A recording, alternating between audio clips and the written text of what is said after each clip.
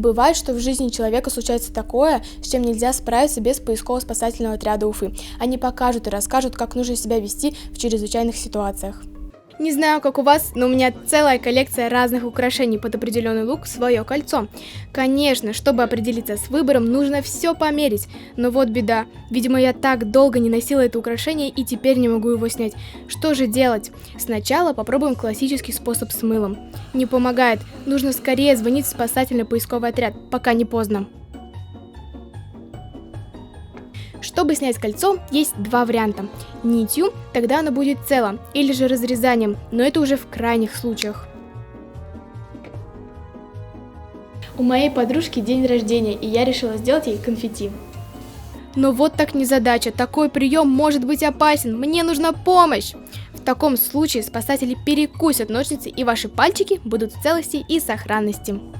Отряд осуществляет круглосуточное дежурство. В таких мелких, бытовых, но очень опасных ситуациях приезжают именно они, а не МЧС, так что попрошу не путать эти две важные службы.